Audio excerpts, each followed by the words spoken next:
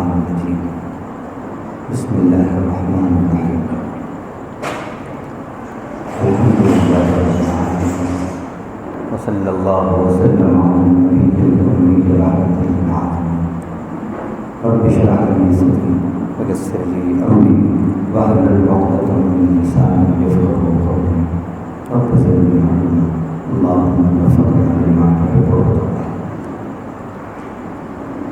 معلوم منکر بغیر کریم کی فضل و توفیق آج کی تاریخ 6 جولائی 2014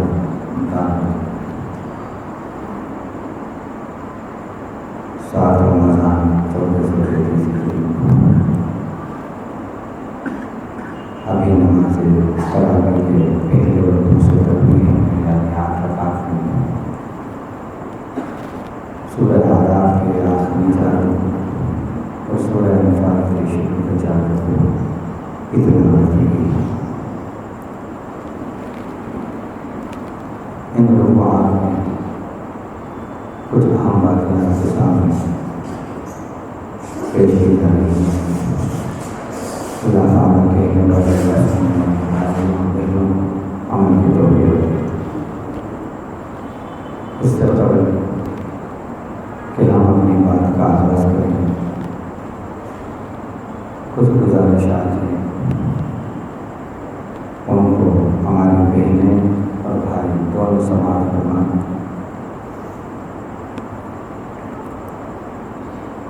یہاں پر نماز تراویح جو پڑھی جا رہی ہے اور فرض کی ادائیگی بھی ہو رہی ہے تو یقیناً اس وقت اس مقام کی حیثیت مسجد کی ہے. مسجد کے معنی نماز پڑھنے کی جگہ. تو یہ بڑے قابل احترام جگہ ہے. تو ہمارے بہنوں سے گزارش ہے کہ وہ اس جگہ کا اس طرح احترام کریں کہ جہاں نمازیں بالکل خراب نہ ہوں. ٹفن وغیرہ اگر کرنا ہے تو پھر کپڑا بچھا لیں یا ایک طرف کریں اور پھر صفائی کا جان نمازوں کا خیال رکھیں. کبھی یہ ہوتا ہے کہ اسی طرح ہم چھوڑ دیتے ہیں اس کی وجہ سے جان نمازیں خراب ہو جاتی ہیں. یہ مسجد ہے, یہ نماز گاہ ہے, اس کا احترام کریں. دوسری اور گزارش ہے بہنوں سے کہ معلوم یہ ہوا کہ کچھ بچے بنڈے بھیج رہے ہیں اور ان پر شور شرابہ ہوتا ہے.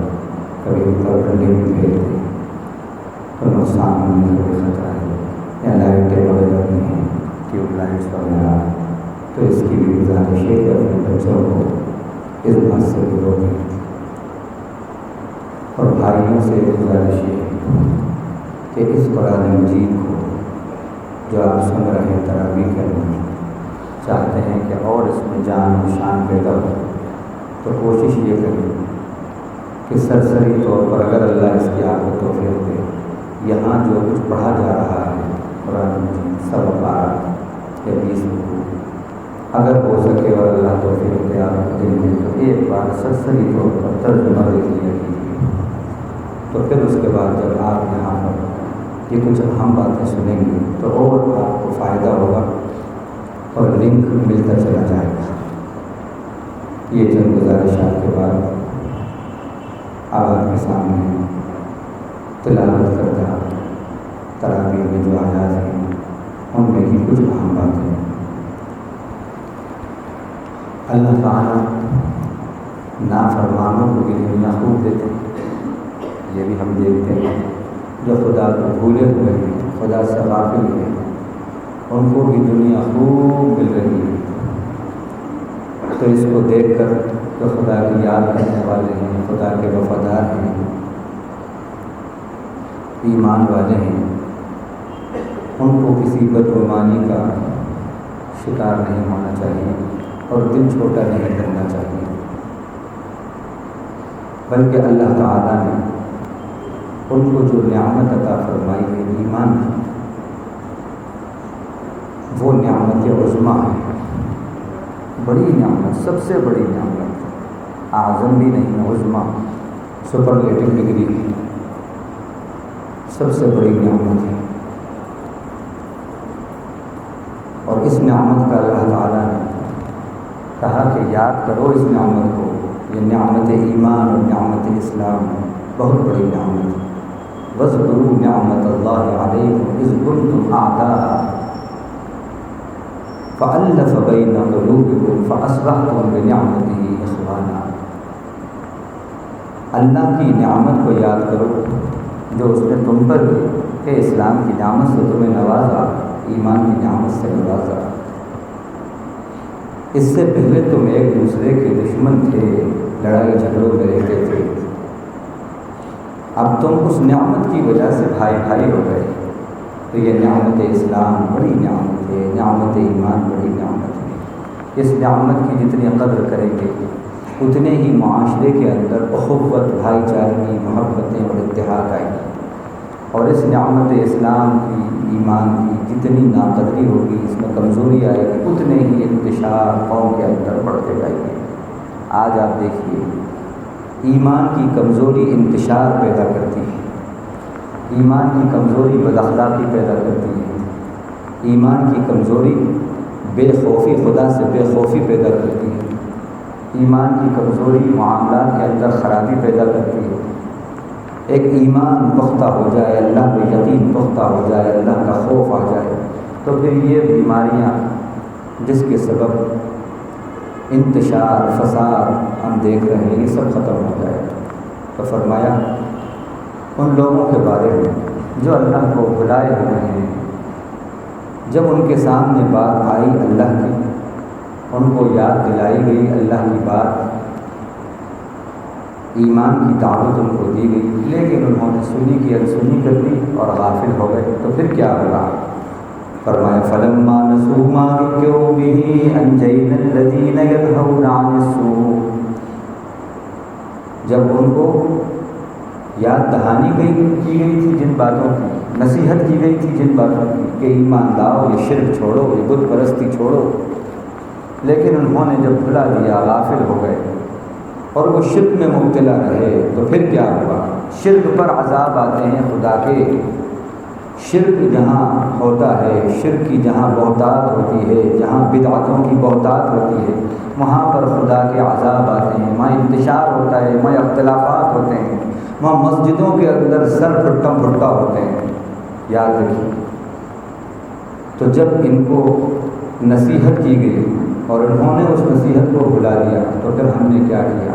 جن لوگوں نے نصیحت کی تھی، جو ایمان والے ہیں، جو اللہ کے دین کی باتیں پہنچانے والے ہیں، داعی ہیں، امر بالمعروف نہی عن المنکر، یعنی بھلائی کا حکم کرنا اور برائی سے روکنا، جو یہ کام کر رہے ہیں، انہوں نے اپنی ذمہ داری ادا کر دی۔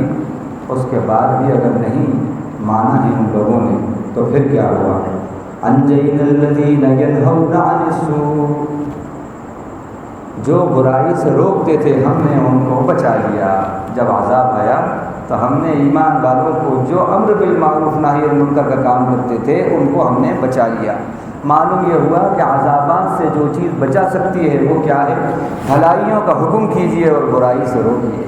آج ہم یہ سمجھتے ہیں کہ یہ ڈپارٹمنٹ صرف مولوی صاحب کا، مرشد صاحب کا، امام صاحب کا ہے، مسٹر صاحب کا نہیں، بالکل۔ اور یہ سمجھتے ہیں اس ڈپارٹمنٹ میں اجارے داری، مونوپالی مولویوں کی ہے، نہیں، ایسا نہیں ہے۔ اللہ کے نبی کے زمانے کا ہر مسلمان بھلائی کا حکم کرتا تھا، برائی سے روکتا تھا۔ اس کا فائدہ کیا اللہ نے بتایا؟ عذابات سے بچو گے، تو عذابات سے بچو گے۔ آج عذابات چاروں طرف سے ہمیں گھیر رہے ہیں، عذاب گھرے ہوئے ہیں، نئے نئے عذاب، نئے نئے عذاب۔ کیوں؟ ہم نے یہ بھلائی کا حکم دینا اور برائی سے روکنا، توحید کا پرچار عام کرنا اور شرک سے روکنا اور روکنا، ان باتوں کو چھوڑ دیا ہے، جس کی وجہ سے عذاب آ رہے ہیں۔ یہ کام کرتے رہیں اور پھر اگر لوگ نہیں رکتے تو پھر انشاءاللہ عذاب آئیں گے، تو اللہ آپ کو محفوظ رکھے گا، اللہ محفوظ رکھے گا۔ تو اس میں دو باتیں بتائیں، بھلائی کا حکم کرنے والے، برائی سے روکنے والوں کو اللہ تعالیٰ نے خوشخبری دی کہ مصیبت کی گھڑیوں میں، پریشانیوں کی گھڑیوں میں، عذابات کی گھڑیوں میں اللہ نے کہا ہم نے ان کو بچا لیا۔ اور آگے کیا کہا؟ انجینا الذین ینہون عن السوء واخذنا الذین ظلموا بعذاب بئیس بما کانوا یفسقون، اور ہم نے پکڑ لیا ظالموں کو، جنہوں نے ظلم کیا، ظالموں کو ہم نے سخت عذاب سے پکڑ لیا۔ سب سے بڑا ظلم شرک ہے، ان الشرک لظلم عظیم۔ اس کے بعد پھر جتنے بھی ظلم ہیں وہ سب چھوٹے ظلم ہیں۔ جب یہ بڑا ظلم اور چھوٹا ظلم جہاں ہوتا ہے اللہ کے عذاب آتے ہیں۔ اور پھر آگے کیا فرمایا؟ کس وجہ سے پکڑا؟ بما کانوا یفسقون، ان کی نافرمانیوں کی وجہ سے، ان کے فسق و فجور کی وجہ سے ہم نے ان کو پکڑا۔ معلوم ہوا دو باتیں ایسی ہیں جس کی وجہ سے اللہ کا عذاب آتا ہے: حق بات کو نہیں سنا، نصیحت کو نہیں مانا، شرک پہ رہے، ظلم زندگی میں رہا اور فسق و فجور زندگی کے اندر رہا، تو اللہ کے عذابات آتے ہیں۔ آج ہمارے قوم کے اندر نیکیوں کا گراف کتنا ہے؟ ہماری جو جنریشن ہے آج کی، اس کا نیکیوں کا گراف 24 گھنٹے میں اس کی ایکٹیویٹیز جو ہیں اس میں نیکیوں کا گراف کتنا ہے؟ اس کا جائزہ لیں۔ نیکیوں کا گراف، اس کا جائزہ لیں۔ اللہ نے کہا جب فسق و فجور ہوگا اور شرک بڑھے گا تو پھر عذابات آتے ہیں، عذابات آتے ہیں۔ اسی طرح ایک مرتبہ آپ صلی اللہ علیہ وسلم نے پیشن گوئی کی، حضرت زینب رضی اللہ عنہا سامنے ہیں، اماں جان سے کہا کہ میں دیکھ رہا ہوں کہ فتنے قریب آ گئے، عذاب قریب آ گیا ہے۔ اور ان کا اللہ کے نبی، کیا اس میں ہم لوگ ہوں گے، نیکیاں کرنے والے ہوں گے جب بھی یہ فتنہ قریب آ جائے گا؟ آپ نے فرمایا اذا کثر الخبث، جب گندگی کثرت میں ہو جائے گی تو اللہ کے عذابات آئیں گے۔ جب گندگی میجورٹی میں ہو جائے گی تو اللہ کے عذاب آئیں گے۔ آج آپ دیکھیے گناہ کا ریشو نیکیوں سے بڑا ہے کہ گھٹا ہے؟ جائزہ لیں۔ اس پر بھی یہ بھی ایک سروے کرنے کا ہے، لیکن اس پہ سروے کوئی نہیں کرتا، اس پہ سروے کوئی نہیں کرتا۔ جائزہ لیں۔ نیکیوں کا گراف بڑا ہوا ہے کہ گناہوں کا گراف بڑا ہے۔ اللہ کے نبی نے کہا جب گناہ، اکثریت گناہ کرے گی، خدا کی نافرمانی کرے گی تو پھر خدا کے عذاب آئیں گے۔ فسق و فجور ہوگا، عذاب آئیں گے، شرک ہوگا، خدا کے عذاب آئیں گے۔ اور جو لوگ نہیں روکیں گے، شرم محسوس کریں گے، شرم محسوس کریں گے، تو پھر جب عذاب آئے گا تو سب سے پہلے انہی کے دروازے پر دستک دے گا۔ یاد رکھیے، تو یہ ہر ایک کی ذمہ داری ہے، ہر ایک کا کام ہے، اور اس کے اندر کوئی شرمانے کی بات نہیں ہے، کوئی شرمانے کی بات نہیں ہے۔ بعض وقت ایسا ہوتا ہے کہ ہم دیکھتے ہیں گناہ ہو رہا ہے، غلطی ہو رہی ہے، لیکن ڈر لگتا ہے یا شرم محسوس ہوتی ہے۔ ارے لوگ کہیں گے بڑے ملانے بن رہا، یہ کام تمہارا ہے، یہ شیطان روکتا ہے۔ نہیں، جتنا آپ کر سکتے ہیں، روک سکتے ہیں، روکیے۔ اللہ کے نبی نے ایمان کے 3 درجے بتائے، 3 کیٹیگریز بتائیں۔ فرمایا من رأى منکم منکرا فلیغیرہ بیدہ، تم میں سے جو برائی کو دیکھے اس کو اپنے ہاتھ سے بدل دے، یہ اعلیٰ درجہ ہے۔ فإن لم يستطع فبلسانہ، دوسرا اگر ہاتھ سے نہیں بدل سکتا یعنی نہیں روک سکتا تو زبان سے روکے، زبان سے بدلے۔ فإن لم يستطع فبقلبہ، یہ بھی نہیں کر سکتا تو کم سے کم دل سے برا سمجھے۔ وذلک اضعف الایمان، اور یہ ایمان کا سب سے کمزور درجہ ہے۔ یہ 3 ایمان کے درجے بتائے ہیں۔ ان تینوں درجوں میں سے ہم کس درجے میں آ رہے ہیں؟ چلیے اگر کسی درجے میں 3rd ڈگری میں بھی آ رہے ہیں، 3rd گریڈ میں بھی ہیں، تب بھی بات دھکتی ہے۔ لیکن معلوم ہوا کہ جب کسوٹی پہ اگر ہم اس کو دیکھیں اور پرکھیں تو معلوم ہوا کہ ابھی تو 3rd گریڈ میں بھی ہم نہیں آ رہے۔ جو ایمان کا سب سے کمزور درجہ ہے وہ درجہ بھی ہم نے نہیں پایا جا رہا۔ ایسا کمزور ایمان جو سب سے کمزور درجہ ہے وہ بھی اگر ہمارے اندر نہیں ہے تو پھر کیسے ہماری دعائیں اللہ قبول کریں گے؟ اللہ تعالیٰ ایمان کا اعلیٰ درجہ ہم کو عطا فرمائے۔ تو یہ بہت اہم بات اس آیت کے اندر بتائی ہے اسی طرح اصلاح کرنے والے، فرمایا ان اللہ لا یضیع اجر المصلحین، اسی سے متعلق بہترین بات، جو لوگ اصلاح کے کام کرتے ہیں اللہ اصلاح کرنے والوں کے اجر کو ضائع نہیں کرتے، عطارت نہیں کرتے، جو وہ یہ خیر کا کام کریں گے اور اس میں پھر کڑوی کسیلی سنیں گے۔ ان لوگوں کو بیچاروں کو بڑی کڑوی کسیلی سننا پڑتی ہے۔ آپ ذرا کھڑے ہو جائیے حق کے لیے، دیکھیے آپ، اور اگر آپ کچھ نہیں کر رہے، تم چلو ادھر ہی ہوا ہو جدھر کی، تو بالکل آپ امن شانتی محفوظ ہیں۔ اور اگر آپ حق کے علمبردار ہو کر کھڑے ہوتے ہیں تو پھر گھر سے آغاز ہوتا ہے، اپنوں سے آغاز ہوتا ہے تکلیفوں کا۔ اللہ کو یہ بات معلوم تھی، اسی لیے اللہ تعالیٰ نے فرمایا ان اللہ لا یضیع اجر المصلحین، جو لوگ سدھار کرتے ہیں، اصلاح کرتے ہیں، اللہ بے شک ان کے ریوارڈ کو، ایوارڈ کو ضائع نہیں کرتا۔ ایک جگہ فرمایا ان اللہ اجر المحسنین، جو نیکیاں کرنے والے ہیں اللہ ان کے اجر کو بھی ضائع نہیں کرتا۔ یہ مصلحین کون ہیں، ان کی صفات کیا ہیں؟ ان کی دو صفات اللہ نے بتائی، الذین یمسکون بالکتاب واقاموا الصلاۃ انا لا نضیع اجر المصلحین، بے شک وہ جو اللہ کی کتاب سے مراد کتاب اللہ کی کتاب قرآن، جو قرآن کو تھامے ہوئے ہیں، مسک یمسکون عربی کے اندر آتے ہیں مضبوط تھام لینا، اور نماز قائم کرتے ہیں، قرآن سے رشتہ جوڑتے ہیں اور نماز سے رشتہ ان کا جوڑتے ہیں، نماز کو قائم کرتے ہیں، قرآن سے وابستگی ہے، تو فرمایا انا لا نضیع اجر المصلحین، بے شک ہم اصلاح کرنے والے، سدھار کرنے والوں کے اجر کو ضائع نہیں کریں گے۔ تو مصلح کے اندر یہ دو صفات ہوں کہ اس کی زندگی قرآن سے وابستہ ہو، قرآن کے ذریعے اصلاح کرے، ادھر ادھر کی کہانی قصوں سے اصلاح نہیں ہوتی۔ تو ادھر ادھر کی نہ بات کر، یہ بتا کہ قافلہ کیوں لٹا، ادھر ادھر کے قصے کہانیوں سے کام نہیں چلتا کہ وہ ہوا میں اڑ رہے تھے، وہ یہ ہو رہا تھا، وہ یہ ہو رہا تھا، اس سے کام نہیں چلتا۔ اللہ کی کتاب سب سے بہترین کتاب، سب سے اعلیٰ کتاب، خیر الکلام کلام اللہ وخیر الہدی ہدی محمد صلی اللہ علیہ وسلم، بات میں سب سے بہترین بات اللہ کی کتاب، اور نمونے میں سب سے بہترین نمونہ اللہ کے نبی صلی اللہ علیہ وسلم کی زندگی، اس سے وابستگی کے ساتھ اس سے اصلاح ہونا چاہیے۔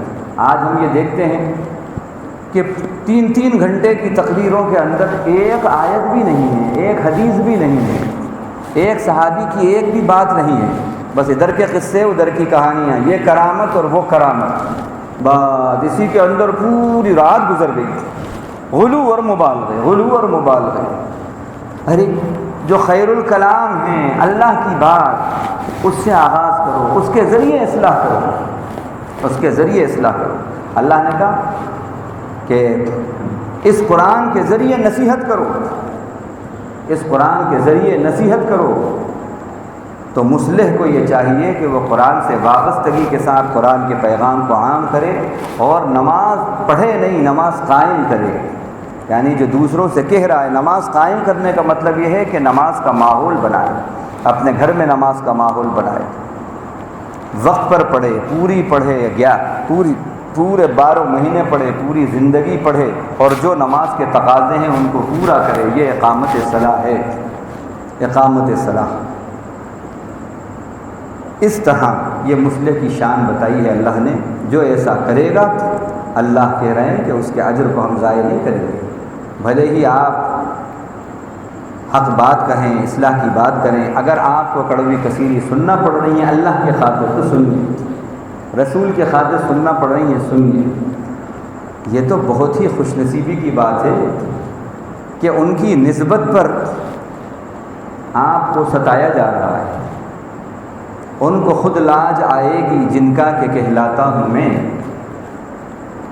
ان کو خود لاج آئے گی جن کا کہ کہلاتا ہوں میں، اگر اللہ کی نسبت پر آپ کو تکلیف دی جا رہی ہے، آپ کو ٹارچر کیا جا رہا ہے، رسول کی نسبت پر آپ کی بے عزتی کی جا رہی ہے، تو آپ خوشخبری لیجئے جنت کی، آپ خوشخبری لیجئے اللہ کی رضا کی۔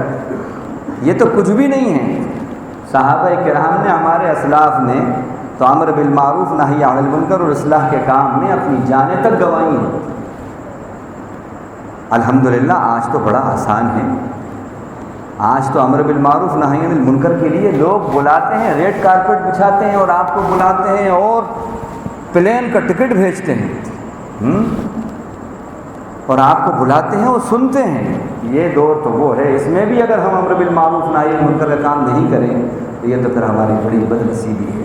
تو یہ دو باتیں اللہ تعالیٰ نے، مصلحین کون ہیں اور مصلحین کا مقام اللہ کے یہاں کیا ہے، اور ان کی جو کوششیں ہیں، سرگرمیاں، اللہ قدرداں ہے۔ وَكَانَ اللَّهُ شَاكِرًا عَلِيمًا، اللہ قدرداں ہے، اللہ قدرداں ہے، جاننے والا ہے۔ اسی طرح فرمایا وَاتْلُ عَلَيْهِمْ نَبَأَ الَّذِي آتَيْنَاهُ آيَاتِنَا۔ اب یہ ایک واقعہ ہے، یہ بھی اسی سے متعلق ہے۔ ایک شخص تھا، مفسرین نے لکھا ہے موسیٰ علیہ السلام کے زمانے میں، ہر سال ہم یہ واقعہ سناتے ہیں لیکن اس میں بڑی نصیحت ہے، اس لیے ہم پھر اس کو ریپیٹ کرتے ہیں۔ یہ شخص بڑا مستجاب الدعا تھا، اس کی دعا قبول ہوتی تھی۔ مستجاب الدعا مانے جس کی دعا قبول ہو۔ اس کا نام مفسرین نے بلعم بن باعورہ لکھا ہے۔ اس کے پاس لوگ دعا کے لیے آتے تھے، دعائیں کروانے آتے تھے اور بڑا اس کا احترام کرتے تھے۔ ایک محترمہ آئی، بہت حسین و جمیل۔ یہ حضرت جو ہیں شاہ صاحب گرفتار ہو گئے ان کی محبت میں۔ یہ ایسی چیز ہے کہ اچھے اچھوں کے تقوی خراب کر دیتی ہے۔ ایک عورت، ایک دولت، ایک شہرت، تین چیزیں اکثر بگاڑ پیدا کر دیتی ہیں۔ اللہ ہم سب کو محفوظ رکھے، سب سے پہلے مجھ کو بھی اللہ محفوظ رکھے کہ ہم سب ان کے فضل اور کرم کے محتاج ہیں۔ اگر اللہ ہمیں نہ بچائیں تو ہم نہیں بچ سکتے۔ کوئی یہ چاہے میں اپنی نماز سے بچ سکتا ہوں، میں اتنی تہجد پڑھتا ہوں، میں اتنے 1000 مرتبہ یہ پڑھتا ہوں، یہ پڑھتا ہوں، میں تو بالکل متقی ہوں، کچھ نہیں، یہ سب باتیں ہیں۔ ذالک فضل اللہ یؤتیہ من یشاء لا حول ولا قوۃ الا باللہ۔ اللہ جو کچھ آپ کو توفیق بخش رہے نیکیوں کی، خیر پہ چلنے کی، اس پر اس کا شکر ادا کیجیے، یہ اس کا کرم ہے، اس کا فضل ہے۔ خدا توفیق دیتے ہیں تو یہ سب ہوتا ہے، اللہ توفیق نہ دے تو کچھ بھی نہیں ہوتا۔ تو یہ شخص جو ہے، اس کے پاس وہ خاتون آئی، اب آنا جانا ہوا، سلسلہ دراز ہوا، یہ ان سے قریب ہوئے، وہ ان سے قریب ہوئے۔ اس نے اپنی ایک شرط رکھی، اس خاتون نے، وہ خاتون مشرکہ تھی۔ یہ تعویذ گنڈے والے یہ بھی نہیں دیکھتے کہ یہ جو ہمارے پاس لوگ آ رہے ہیں ان کی ڈیمانڈ شرک بیسڈ ہے کہ توحید بیسڈ ہے، یہ بھی نہیں دیکھتے۔ یہ دیکھنا چاہیے، یہ دیکھنا چاہیے کہ جو لے کے اپنے دکھڑے آ رہے ہیں ان کو یہ چاہیے کہ وہ اصلاح کریں۔ معلوم ہوا صحیح ہیں، غلط ہیں، شرکیہ باتیں سب میں ہاتھ ڈال رہے ہیں، نہیں۔ وہ تھی مشرکہ، اس نے کہا میں آپ کی بات کو، پروپوزل کو اسی وقت مانوں گی جب آپ میری بات مانو گے۔ ان کا کیا؟ موسیٰ کے لیے بد دعا کر دو، وقت کے نبی بد دعا کر دو۔ اب یہ جاہل صوفی تھے، جاہل صوفی بڑا خطرناک ہوتا ہے، کبھی بھی بھٹک سکتا ہے اور پتہ نہیں اپنے ساتھ کتنوں کو بھٹکاتا ہے۔ بس اس نے بد دعا کر دی موسیٰ علیہ السلام، نبی وقت کے لیے بد دعا کرنا اپنی موت کو دعوت دینا ہے، اپنی موت کو دعوت۔ نبی سے بڑا کوئی ولی ہو سکتا ہے؟ نبی سے بڑا کوئی رہبر ہو سکتا ہے؟ بس نتیجہ یہ ہوا کہ کتے کی طرح زبان باہر نکالے رہتا تھا اور بس جیسے کتا ہانپتا رہتا ہے ایسے ہانپتا رہتا تھا. اللہ نے یہ سزا دی اس کو. پاگل ہو گیا, دیوانہ ہو گیا. نبی سے جو ٹکرائے گا, نبی کی سنتوں کا جو مذاق اڑائے گا, نبی کی جو مخالفت میں اترے گا, اللہ تعالیٰ دنیا میں بھی اس کو رسوا کرتے ہیں اور آخرت میں بھی رسوا کریں گے. اس کا واقعہ اللہ تعالیٰ نے اس آیت میں نبی سے کہا, ذرا سنائیے, پڑھ کر سنائیے. وَاتْلُ عَلَيْهِمْ نَبَأَ الَّذِي آتَيْنَاهُ آيَاتِنَا فَانسَلَخَ مِنْهَا فَأَتْبَعَهُ الشَّيْطَانُ فَكَانَ مِنَ الْغَاوِينَ. ذرا اس شخص کی خبر پڑھ کر سنائیے, اس کا واقعہ پڑھ کر سنائیے آپ, جس کو ہم نے ہماری آیتیں دی تھی, عطا کی تھی. فَانسَلَخَ مِنْهَا, وہ ان سے نکل گیا. فَأَتْبَعَهُ الشَّيْطَانُ, شیطان پیچھے لگ گیا, شیطان اس کے پیچھے لگ گیا. جب کوئی شریعت کو چھوڑتا ہے تو شیطان اسے توڑتا ہے. سمجھ لیجیے, شریعت کو جو چھوڑتا ہے شیطان اس کو پکڑتا ہے. فَأَتْبَعَهُ الشَّيْطَانُ فَكَانَ مِنَ الْغَاوِينَ, وہ گمراہوں میں سے ہو گیا. وَلَوْ شِئْنَا لَرَفَعْنَاهُ بِهَا, ہم نے تو چاہا تھا کہ ہم ان آیتوں پہ اگر وہ عمل کرتا تو ان آیتوں پہ عمل کی وجہ سے اس کو رفعت اور بلندی عطا فرماتے. وَلَكِنَّهُ أَخْلَدَ إِلَى الْأَرْضِ, لیکن یہ زمین سے چمٹ گیا, یعنی پستی کی طرف ہی مائل ہوا. یہ وَاتَّبَعَ هَوَاهُ, اور اس نے خواہشات کی پیروی کی, خواہش کا غلام بن گیا, خواہش کے پیچھے چلا, خواہش کو اپنا امام بنا لیا. تو کیا ہوا, جو خواہش کو اپنا غلام بناتا ہے, خواہش کا غلام بن جاتا ہے اور خواہش کو اپنا امام بنا لیتا ہے, حق کو خواہش کی خاطر پیچھے چھوڑ دیتا ہے, شریعت کو چھوڑ دیتا ہے, نبی کی مخالفت کرتا ہے, اللہ کے حکموں کو توڑتا ہے, کیا ہوتا ہے؟ اور اس کی حیثیت اللہ کے یہاں کیا ہے؟ اس کی حیثیت عرفی. وہ زمانے والوں کے لیے بھلے ہی کتنا ہی اونچا درجہ رکھتا ہو, لیکن اللہ کی یہاں ایسے شخص کی حیثیت کیا فرمایا؟ فَمَثَلُهُ كَمَثَلِ الْكَلْبِ, اس کی مثال کلب کی مثال ہے. کلب عربی میں کتے کو بولتے ہیں. اس کی مثال جو خواہشات کا بندہ بنا ہوا ہے اور اپنی خواہشات کی خاطر نبی سے مخالفت لی, اللہ کے احکام کو چھوڑ دیا, شریعت کو چھوڑ دیا, اس کی مثال اللہ کے یہاں کیسی ہے؟ کتے کی مانند ہے. ان تحمل علیہ یلہث او تترکہ یلہث, اس کے اوپر تم بوجھ لا دو, جب بھی زبان باہر نکال کے ہانپتا رہتا ہے, نہیں اس کے اوپر کچھ بوجھ رکھو, جب بھی ہانپتا رہتا ہے. اب یہاں غور کرنے کی بات ہے کہ یہاں کتا کس کو کہا؟ یہ میں بار بار لفظ کلب کتا کتا بول رہا ہوں. کس کو کہا؟ جو خواہش کا غلام ہے, جو نبی کی مخالفت کی, جو خواہش کا بندہ بن گیا, جو نکل گیا اللہ کی آیتوں سے. اللہ کی یہاں اس کی حیثیت یہ ہے, یعنی حیوان میں بھی کلب کی حیثیت ہے. یہ سب آیتیں قرآن مجید کی جو ہیں, اور یہ آیتیں پڑھ کر سنائیے جو نبی کو کہا گیا, یہ واقعہ تو بہت پرانا ہوا تھا. پھر اللہ تعالیٰ نے اس واقعے کو اپنے نبی سے کیوں کہا کہ سنائیے؟ 50 سال پرانا واقعہ کیوں کہا؟ قرآن مجید کی جو بات ہوتی ہے اس میں نصیحت ہوتی ہے. اس میں ہمارے لیے کیا نصیحت ہے؟ اس میں یہ نصیحت ہے کہ خواہش کے بندے مت بنو, خواہش کے غلام مت بنو. خواہش کے غلام بنو گے تو اللہ کے یہاں تمہاری حیثیت سمجھ لو. فَمَثَلُهُ كَمَثَلِ الْكَلْبِ, دوسرا خواہش کی پیروی میں حق کو چھوڑ دو گے, نبی کی شریعت کو چھوڑو گے, اس کی مخالفت کرو گے, تو پھر اللہ کے یہاں تمہاری پوزیشن انسان کی نہیں رہے گی. اسی بات کو دوسری جگہ اللہ تعالیٰ نے اس طرح فرمایا سورہ جاسیہ کے اندر, افرأیت من اتخذ الہہ ہوا, کیا آپ نے اس شخص کو دیکھا جس نے اپنی خواہش کو اپنا خدا بنا لیا, اپنا معبود بنا لیا. حضرت ابن کثیر رحمۃ اللہ نے فرمایا القرآن یفسر بعضہ بعضا, قرآن کا ایک حصہ دوسرے حصے کی تفسیر کرتا ہے. اس آیت کو سورہ جاسیہ کی 30ویں رکوع کی اور 25ویں پارے کے 19ویں رکوع کی آیت سے ملا کر دیکھیے تو پھر تصویر ایک دم کلیئر ہو کر سامنے آتی ہے. کیا آپ نے دیکھا اس شخص کو؟ من اتخذ الہہ ہوا, جس نے اپنی خواہش کو اپنا معبود, اپنا خدا بنا لیا. تو پھر کیا ہوا؟ وَأَضَلَّهُ اللَّهُ عَلَىٰ عِلْمٍ۔ اس کا وبال کیا ہوا؟ اللہ نے علم کے باوجود گمراہ کر دیا اس کو۔ وَخَتَمَ عَلَىٰ سَمْعِهِ وَقَلْبِهِ، اور اس کے کانوں پر اور اس کے دل پر مہر لگا دی۔ وَجَعَلَ عَلَىٰ بَصَرِهِ غِشَاوَةً، اور اس کی آنکھوں پر پردے ڈال دیے۔ جو خواہش کا غلام ہو جاتا ہے، شریعت کو چھوڑ دیتا ہے، دین کو چھوڑ دیتا ہے، بس میری مرضی کے مطابق مولوی صاحب آپ باتیں بتاؤ گے تو آپ کی مانوں گا، اور اگر آپ نے میری مرضی کے مطابق باتیں نہیں بتائیں تو پھر ہم نہ دین کو مان رہے نہ اسلام کو مان رہے، نہ اسلام کی تعلیمات پہ عمل کر رہے۔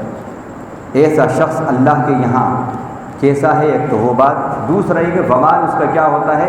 وہ بڑا ڈگری ہولڈر بھی کیوں نہ ہو لیکن علم کے باوجود گمراہ ہو جاتا ہے۔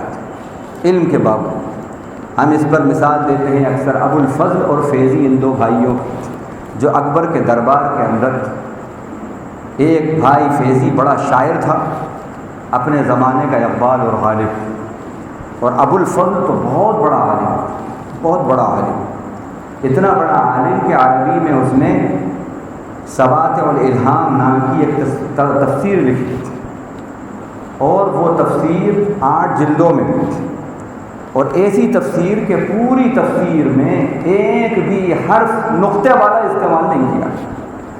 کتنا قابل ہوگا؟ اب دیکھو سواتع الالہام نام ہے اس کا، کہیں اس میں کوئی نقطے والا حرف ہو تو بتائیے۔ سین واو الف تا عین الف لام ہا الف میم، ایسا قابل آدمی۔ لیکن جب دین اکبری کا، جب اس نے دین اکبری، وہ ایجاد کرنے والا کون ہے دین اکبری؟ یہی ابن الوقت علماء، یہ ابن الوقت علماء، یہ ابن الوقت مفتی، یہ ابن الوقت قاضی، یہ لالچی اور حریص علماء، انہوں نے ہی شریعت کو اور دین کو برباد کیا ہے، انہی سے دنیا کے اندر انتشار پیدا ہوا ہے۔ حضرت مجدد الفسانی رحمۃ اللہ علیہ نے فرمایا خیر الخلائق تحت عدیم السماء علماء الحق، اس آسمان کی چھت کے نیچے ساری مخلوق میں سب سے بہترین مخلوق علماء حق ہیں، علماء حق ہیں، اور شر الخلائق تحت عدیم السماء علماء السوء، اس آسمان کی چھت کے نیچے ساری مخلوق میں سب سے بدترین مخلوق اگر ہے تو علماء سوء، برائی کے علماء ہیں، مطلب پرست، لالچی۔ اس نے لالچ کے اندر، دنیا کی لالچ کے اندر دین کو بیچ ڈالا اور ہاں میں ہاں ملائی، دین اکبری وجود میں آ گیا۔ وہ تو جاہل تھا، وہ کیا دین اکبری ایجاد کرتا؟ دین اکبری وجود میں آ گیا۔ کہا جہاد نہیں، جہاد نہیں، وہ اس وقت تھا جب اسلام کا آغاز ہو رہا تھا، اب تو آپ ماشاءاللہ حکومت آپ کے ہاتھ میں آ گئی، اب جہاد ختم۔ سورج بڑا معتبر، بڑا متبرک، کیوں؟ اللہ نے قسم کھائی ہے سورج کی، والشمس، سورج کی قسم، اللہ جس کی قسم کھائیں وہ تو بڑی عزت والی چیز۔ ستارے محترم، اللہ نے والنجم اذا ہوا قسم کھائی، قمر، چاند محترم، پوجا پاٹ چاند کی، ستاروں کی، سورج کی ہوتی تھی، سب چل رہا ہے، سب چل رہا ہے۔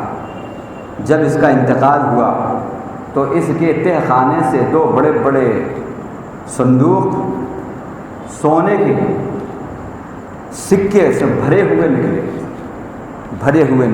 اتنا لالچ، اتنا لالچ، اسی لالچ نے علماء کو برباد کیا ہے، اسی لالچ نے۔ جب علماء کے اندر حرص و طمع آتی ہے تو پھر ان کی زبان پہ قفل آ جاتے ہیں، پھر وہ لوگ چاہی باتیں پیش کرتے ہیں، اور جب لوگ چاہی باتیں پیش ہوں اور اسلام، لوگ چاہی اسلام ہو جائے تو پھر خدا کے عذابات اترتے ہیں، عذابات اترتے ہیں۔ حضرت مجدد الفسانی ہمارے سامنے ہیں، حضرت ابو حنیفہ رحمۃ اللہ علیہ سامنے ہیں، حضرت امام احمد بن حنبل سامنے ہیں، امام شافعی سامنے ہیں، امام مالک سامنے ہیں، سعید ابن مسیب کی مثال سامنے ہیں، ہاں حضرت شاہ ولی اللہ رحمۃ اللہ علیہ ہمارے سامنے ہیں، ہاتھ اتروا دیے ان کے، کھچوا دیے ہاتھ، لکھتے تھے ہاتھ کھچوا دیے، لیکن پھر بھی حق کو نہیں چھوڑا۔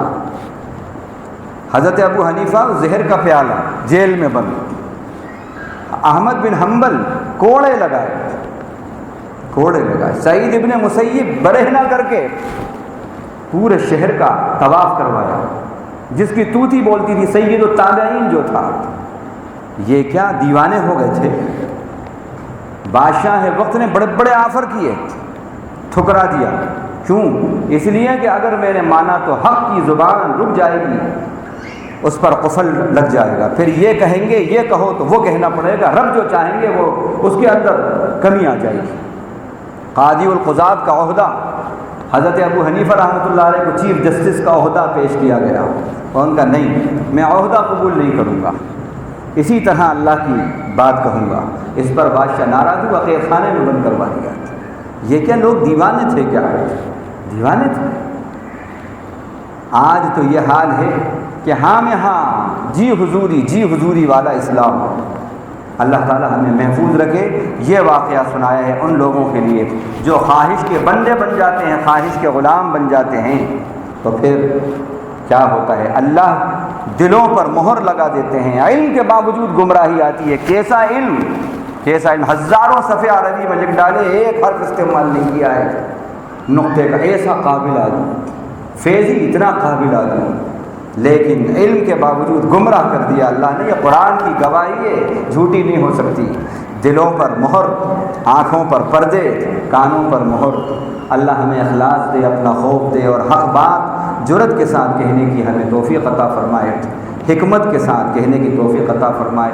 یہی ہے وہ بات جس کو کہا افضل جہاد، افضل الجہاد کلمۃ حق عند سلطان جائر۔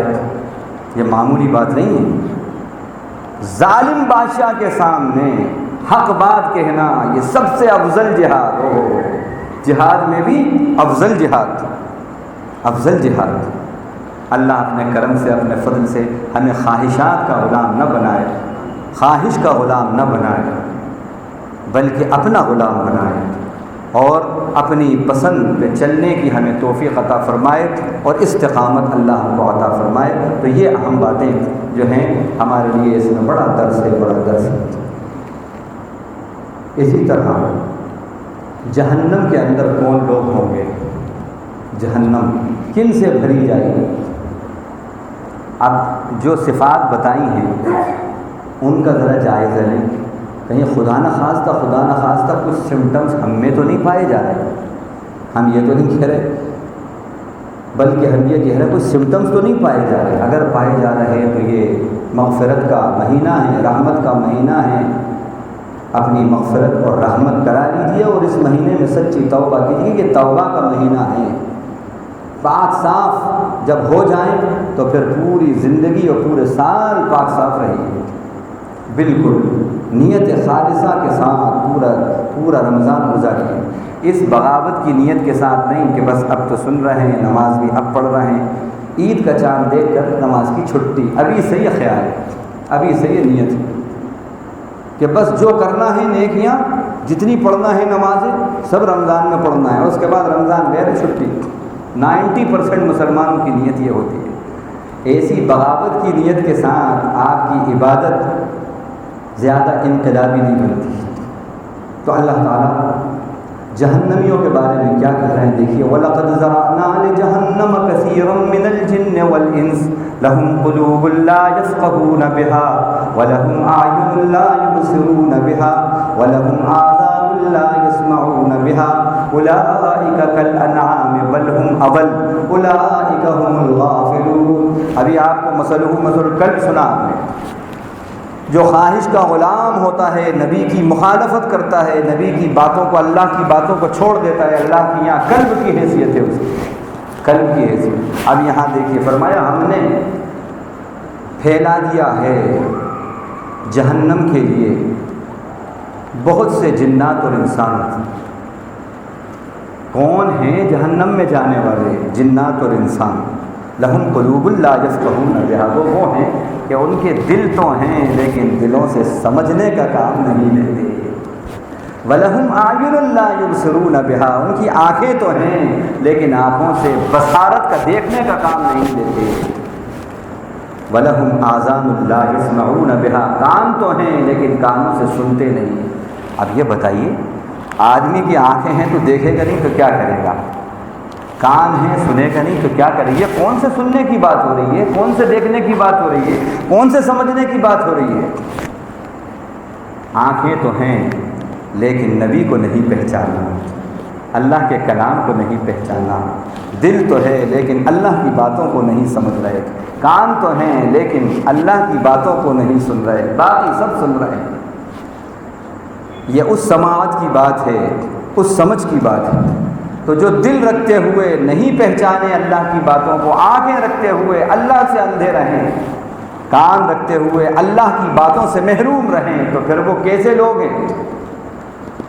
من کان فی ہذہ اعمی فہو فی الآخرۃ اعمی واضل سبیلا، سورہ بنی اسرائیل رکوع نمبر 8 میں 15ویں پارے میں اللہ فرما رہے ہیں جو یہاں کا اندھا وہ آخرت کا اندھا۔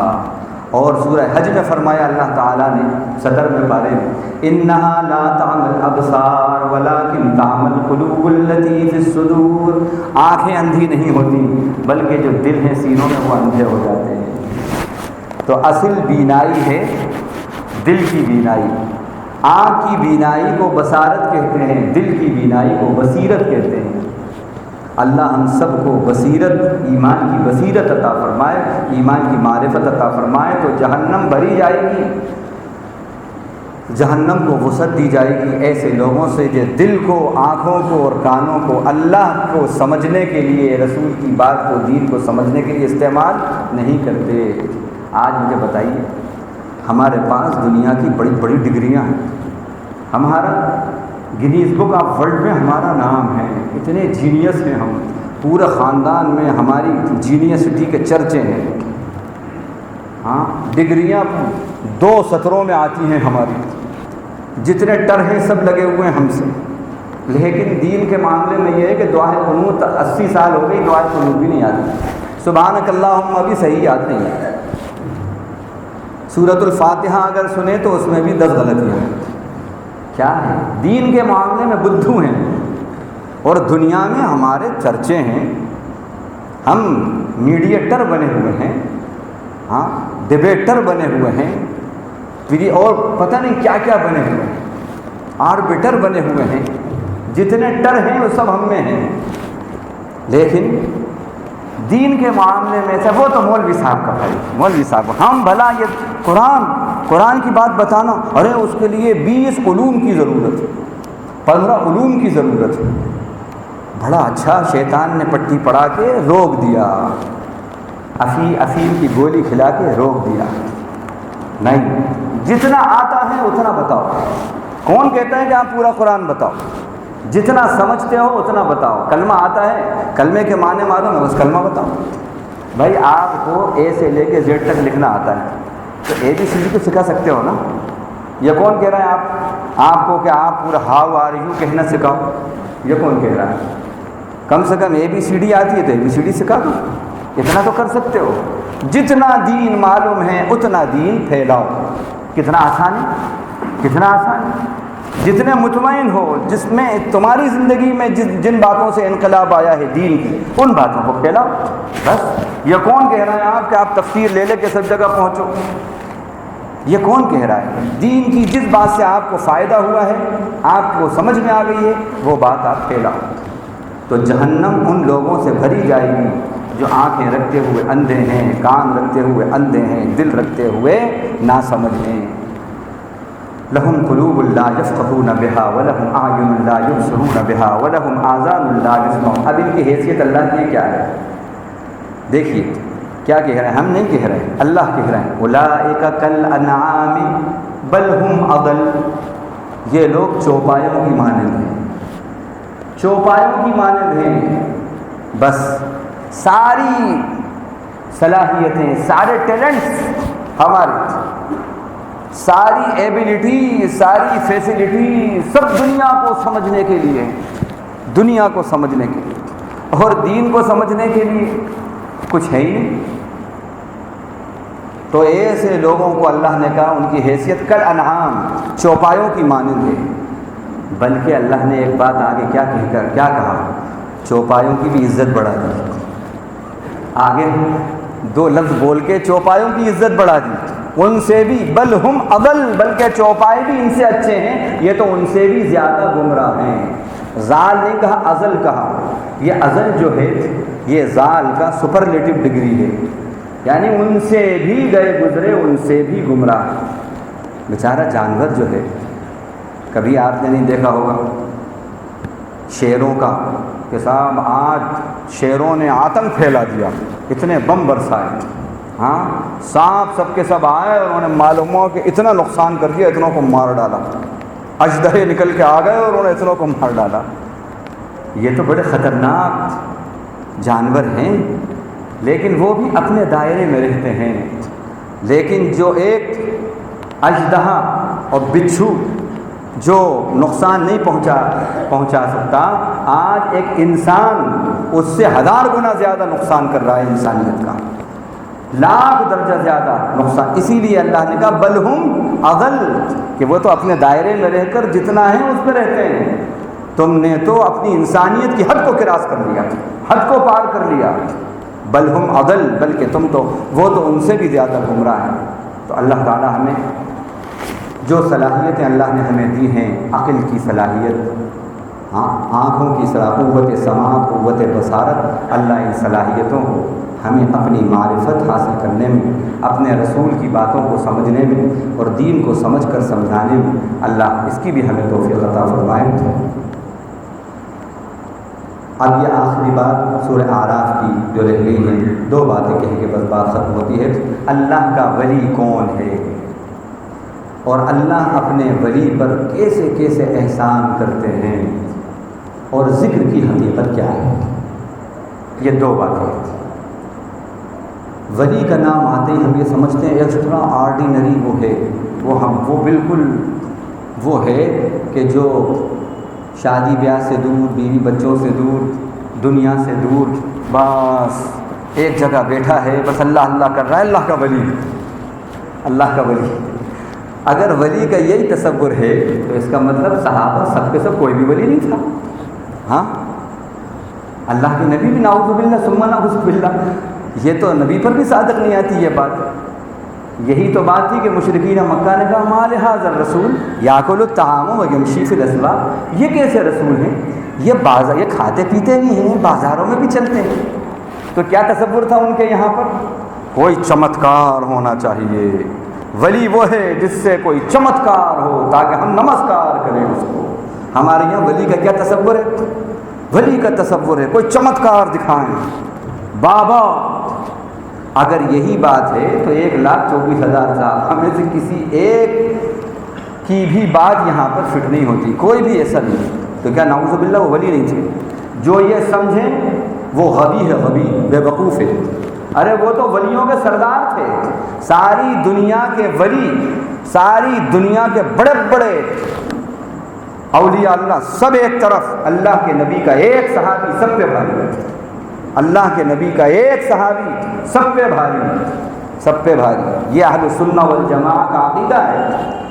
اگر یہ تصور کریں آپ کہ روحانیت اور ولایت ان میں کم تھی، ارے جتنے ولیوں کی باتیں آئی ہیں قرآن مجید میں، جہاں اولیاء اللہ کا تذکر آیا، الا ان اولیاء اللہ لا خوف علیہم ولا هم یحزنون وغیرہ وغیرہ، یہ کون ہے کہ آپ کو مخاطب کیا اللہ نے، یا اس وقت کے جو صحابہ تھے ان کو مخاطب کیا ہے؟ وہ ہیں، ان کی ولایت میں کوئی شک نہیں۔ تو کون ہے اللہ کا ولی؟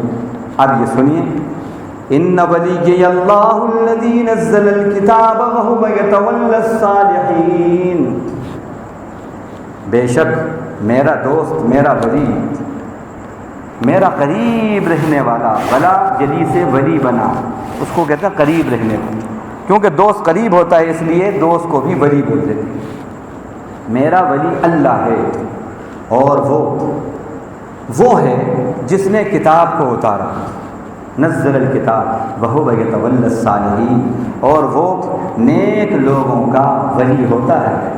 اللہ کس کے ولی ہوتے ہیں؟ جن کے اندر صالحیت، نیکیاں ہوتی ہیں، اللہ ان کے ولی ہوتے ہیں۔ بندہ بھی خدا کا ولی ہوتا ہے اور اللہ بندے کے، مومن کے ولی ہوتے ہیں۔ ہم یہی سمجھتے ہیں ولی اللہ ولی اللہ ولی اللہ، نہیں، ولی اللہ کے بجائے ولی المومنین، اللہ ولی الذین آمنوا ہے نہیں۔ جیسے ہی آیت الکرسی ختم ہوتی ہے اس کے بعد کی آیت کیا ہے؟ اللہ ولی الذین آمنوا یخرجہم من الظلمات الی النور والذین کفروا اولیاؤہم الطاغوت یخرجونہم من النور الی الظلمات اولئک اصحاب النار ہم فیہا خالدون۔ اللہ ایمان والوں کا ولی ہوتا ہے، اللہ ایمان والوں کا دوست ہوتا ہے۔ حضرت عبداللہ ابن سلام کا 4 دن پہلے ہم نے بتایا تھا، انما ولیکم اللہ ورسولہ والذین آمنوا الذین، وہ تازہ کر لیجیے پھر اپنے ذہن میں وہ واقعہ جو یہود کے بڑے عالم تھے، ایمان لے آئے تھے۔ الا ان اولیاء اللہ لا خوف علیہم ولا هم یحزنون الذین آمنوا وکانوا یتقون۔ اللہ کے ولیوں کو نہ کوئی خوف ہے نہ وہ غم زدہ۔ کون ہیں؟ کیا وہ جو ہاتھ یوں کریں تو گیندا آ جائے ان کا گیندے بابا، ادھر کا ہاتھ اٹھائے تو چمیلیا کے چمیلی بابا، ادھر کا لائے تو ان کا بریان بہترین آ گیا ان کا بریان بابا، ہاں جو ہاتھ یوں کریں تو معلوم حلیم آ گیا، یہ تو حلیم کا مہینہ ہے یہ ماہ کریم اور ماہ عظیم کو ماہ حلیم بنا کے رکھ دیا ہم نے، اور ان کا حلیم بابا۔ ہمارے یہاں عجیب بات ہے، یہ ہیں اللہ نے اپنے ولی کی پہچان کیا بتائی؟ 2 صفات جس کے اندر ہیں وہ اللہ کا ولی ہے، الذین آمنوا وکانوا یتقون، وہ جو ایمان لائے، قلبی تعلق اللہ سے مضبوط کیا، اور جو گناہوں سے شرک سے بچنے والے ہیں۔ اب یہ تقوی کی بڑی ڈیفینیشن کی، مختصر ڈیفینیشن تقوی کی کیا ہے؟ اللہ کی ہر ناراضگی کی چیز سے بچنے والا، اس کو متقی کہتے ہیں، بس ختم۔ اللہ جن باتوں سے ناراض ہوتا ہے بس اس سے بچیے، آپ متقی ہیں۔ آنکھیں جو اللہ نہیں پسند کرتے یہ آنکھیں ادھر نہیں دیکھیں گی، یہ آنکھوں کا تقویٰ ہے۔ اللہ کو جو کام ناپسند ہے یہ ہاتھ وہ کام نہیں کریں گے، یہ ہاتھوں کا تقویٰ ہے۔ جو جگہ اللہ کو ناپسند ہے پیر ادھر نہیں جائیں گے، یہ پیروں کا تقویٰ ہے۔ جو باتیں اللہ کو ناپسند ہیں یہ زبان نہیں بولے گی وہ بات، یہ زبان کا تقویٰ ہے۔ جو باتیں اللہ کو ناپسند ہیں دماغ نہیں سوچیں گے اس کے بارے میں، یہ دماغ کا تقویٰ ہے۔ اور جو باتیں اللہ کو ناپسند ہیں ہم اس کے سمجھنے کی کوشش بھی نہیں کریں گے، یہ دل کا تقویٰ ہے۔ سراپا متقی، سراپا روزہ یہی تقویٰ سکھاتا ہے، یعنی روزہ اللہ کا ولی بناتا ہے، اللہ کا ولی بناتا ہے۔ تو اللہ ولی ہوتے ہیں صالحین کے، ان ولی اللہ الذی نزل الکتاب وہو یتولی الصالحین۔ اس آیت پر حضرت غالباً عبداللہ ابن مسعود کی بات ہے، ان کے بارے میں آتا ہے کہ انہوں نے اپنے، نہیں عبداللہ ابن مسعود نہیں، حضرت عمر بن عبدالعزیز، حضرت عمر بن عبدالعزیز جب ان کا انتقال ہو رہا ہے، ان کا انتقال ہو رہا ہے، اور کسی نے کہا کہ آپ نے اتنا بہت کم چھوڑا ہے، کچھ ان کے لیے کچھ کرتے آپ بچوں کے لیے، بڑے امیر المومنین تھے۔ اور انہوں نے یہ آیت کا حوالہ دیا، میں نے اپنے بچوں کو صالح بنایا ہے، اپنی اولاد کو قابل کے ساتھ ساتھ صالح بنایا، صالح، اس کی فکر کیجیے۔ آج اولاد کو قابل بنانے کی فکر تو ہے لیکن صالح بنانے کی فکر نہیں ہے۔ قابلیت دے رہے ہیں، صالحیت نہیں دے رہے۔ قابلیت دو گے، ایک روز کی، آدھے روز کی، ایک صبح شام کی دنیا سنورے گی، اور صالح بناؤ گے تو وہ دن سنورے گا، وہ زندگی سنورے گی جس کا ایک دن 1000 سال کے برابر ہے، 1000 سال کے برابر ہے، تمہارے لیے ذریعہ نجات بنیں گے، وہ ذریعہ نجات۔ تو انہوں نے یہی آیت کا حوالہ دیا اور کہا میں نے اپنے بچوں کو صالح بنانے کی کوشش کی ہے، میں نے اپنا کام کیا ہے، مجھے اپنے رب کے وعدے پر یقین ہے۔ رب نے فرمایا ان ولی اللہ الذی نزل الکتاب وہو یتولی الصالحین، میرا ولی، میرا کارساز، میرا بگڑی بنانے والا، میرا دوست اللہ ہے، اور وہ صالحین کا دوست ہوتا ہے۔ میں نے بچوں کو صالح بنایا ہے، وہ میرا دوست، میرا رب میری اولاد کی دوستی نبھائے گا۔ یقین دیکھیے ان کا۔ ایک وقت آتا ہے، ان کا انتقال ہو گیا، ایک وقت آیا، ان کے بعد دوسرا بادشاہ جو ہے تخت حکومت پہ بیٹھا، اور اس نے اپنی اولاد کے لیے بڑے بڑے محل، بڑے بڑے چیزیں چھوڑی، لیکن ایک وقت آتا ہے کہ وہ کنگال ہو گئے۔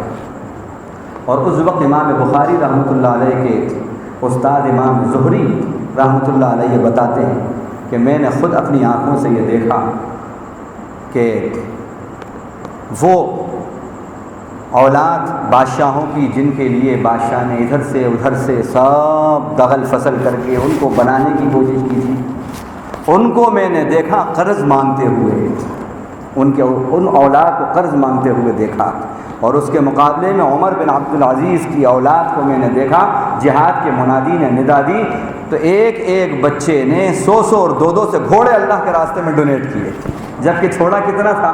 7 درہم چھوڑے تھے، 7 درہم۔ یہ ہے یقین اللہ کی بات پر۔ میں نے بچوں کو صالح بنایا ہے، صالحین بنایا ہے اپنی اولاد کو۔ صالحین کا ولی اللہ ہوتا ہے۔ آپ بھی اپنی اولاد کو صالحین بنائیے، اپنی اولاد کو صالحین، انشاءاللہ اللہ آپ کی اولاد کا سرپرست اور والی اور ولی بنے گا، والی بنے گا۔ یہ اب ذکر کی حقیقت کیا ہے؟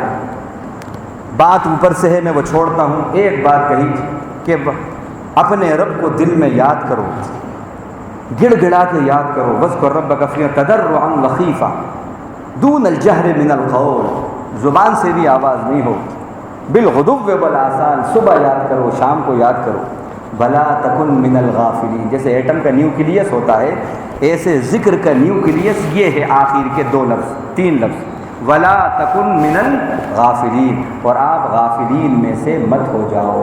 ذکر کی روح یہ ہے کہ غفلتیں دور ہوں، موت کی طرف سے غفلت، حشر کی طرف سے غفلت، آخرت کی طرف سے جو غفلتیں پڑی ہیں، جو بالکل غفلتوں کی زندگی گزر رہی ہے، ایسا معلوم ہوتا ہے کہ جس کو دیکھیے سب معلوم ہوتا ہے ایسی سرگرمیاں انجام دے رہا ہے کہ اس کو مرنا ہی نہیں ہے، موت سے بالکل غافل، آخرت سے غافل، وہاں کی بالکل فکر نہیں ہے۔ ذکر کی روح، ذکر کی حقیقت یہ ہے کہ غفلتیں دور ہوں۔